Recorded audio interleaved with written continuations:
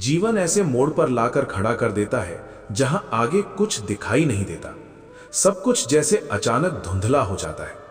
मन सोचता है कि अब क्या किया जाए, किससे कहा जाए, किस पर भरोसा किया जाए। बाहर से सब सामान्य दिखता है, लेकिन भीतर एक ऐसी घबराहट चलती रहती है जिसे शब्दों में बताना मुश्किल हो जाता है। ऐसे ही किसी समय में बिना किसी विशेष योजना के हनुमान कथा सुनने का अवसर मिल जाता है। शुरुआत में लगता है कि यह भी बस एक धार्मिक कथा है जिसे सुनकर कुछ देर मन बहल जाएगा, फिर जीवन अपनी पुरानी उलझनों में लौट आएगा। पर धीरे धीरे महसूस होने लगता है कि यह कथा केवल सुनने के लिए नहीं, समझने के लिए आई है। हनुमान जी की कथा सुनते सुनते ये समझ आने लगती है कि संकट का अर्थ हमेशा अंत नहीं होता। कई बार वही संकट हमें भीतर से मजबूत बनाने का अवसर भी होता है। जब हम सुनते हैं कि किस तरह हनुमान जी ने असंभव लगने वाले कार्यों को केवल अपने विश्वास और समर्पण से संभव किया, तब मन अपने जीवन के संघर्षों को नए ढंग से देखने लगता है। पहले जहां हर समस्या पहाड़ जैसी लगती थी, वहीं अब लगता है कि शायद इसका भी कोई रास्ता निकल सकता है। रामचरितमानस में हनुमान जी को केवल बलवान नहीं, बल्कि बुद्धिमान और विनम्र बताया गया है। ये बात मन को छूती है। अक्सर हम संकट के समय केवल ताकत खोजते हैं, जबकि असली जरूरत समझ और धैर्य की होती है। हनुमान कथा ये सिखाती है कि केवल शक्ति नहीं, बल्कि सही दिशा भी जरूरी है। यही समझ धीरे धीरे मन के डर को कम करने लगती है। संकट के समय मन अक्सर घबराकर गलत फैसले ले लेता है। हर बात तुरंत ठीक हो जाए, यही चाह होती है। लेकिन कथा सुनते हुए समझ में आता है कि धैर्य भी समाधान का हिस्सा है।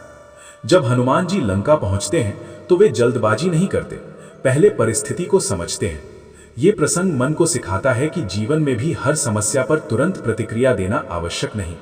कभी कभी ठहरकर सोचना ही सबसे बड़ा समाधान होता है। श्रीमद् भगवद गीता में कहा गया है कि मनुष्य का सबसे बड़ा साथी उसका अपना मन है, और वही सबसे बड़ा शत्रु भी बन सकता है। संकट के समय मन बार बार डर की ओर भागता है। हनुमान कथा सुनते सुनते मन ये समझने लगता है कि डर से भागने के बजाय उसे समझना जरूरी है।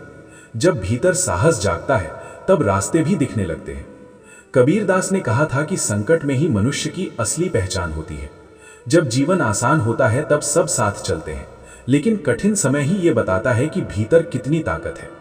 हनुमान कथा ये एहसास दिलाती है कि हर व्यक्ति के भीतर भी वही शक्ति छिपी है, बस उसे पहचानने की देर है।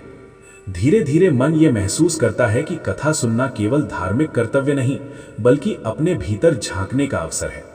पहले जहां संकट आते ही मन टूटने लगता था, अब वो सोचने लगता है कि इस स्थिति से क्या सीख मिल सकती है। ये बदलाव अचानक नहीं आता, लेकिन जब आता है तो जीवन को देखने का दृष्टिकोण बदल देता है।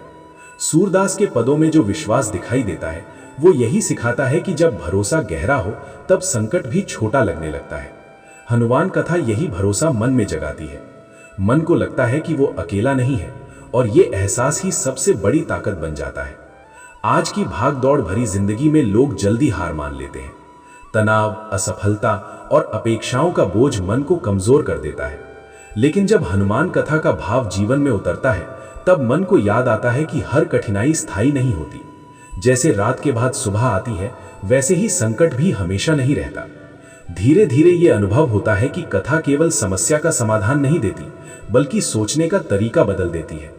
पहले जहां हर बात पर शिकायत होती थी, अब वहां स्वीकार का भाव आने लगता है। मन समझता है कि हर परिस्थिति हमें कुछ सिखाने आती है। ऐसे अनुभवों को साझा करने का उद्देश्य यही है कि लोग समझ सकें कि भक्ति केवल पूजा पाठ नहीं, बल्कि जीवन की दिशा समझने का माध्यम भी है। श्री राम ज्ञान मंत्र जैसे मंच इसी सोच को आगे बढ़ाने का प्रयास करते हैं, जहां कथाएं केवल सुनाई नहीं जाती, बल्कि जीवन से जोड़ी जाती हैं। अंत में यही कहा जा सकता है कि जब संकट गहराया, तब हनुमान कथा ने कोई चमत्कार नहीं किया, बल्कि मन को साहस दिया। मन ने हार मानना छोड़ दिया, और वहीं से रास्ते दिखाई देने लगे। असली जीत समस्या के खत्म होने में नहीं, बल्कि मन के संभल जाने में होती है। अगर ये अनुभव आपके जीवन से भी जुड़ता है, अगर आपको लगता है कि कठिन समय में भक्ति ने आपको भी संभाला है, तो वीडियो को लाइक करें, अपने विचार कमेंट में साझा करें, इसे उन लोगों के साथ शेयर करें जिन्हें इसकी जरूरत हो सकती है, और चैनल को सब्सक्राइब करना ना भूलें। बेल आइकन ऑन करें ताकि ऐसी ही शांत, प्रेरणादायक और जीवन से जुड़ी कथाएं आगे भी आपके साथ चलती रहें।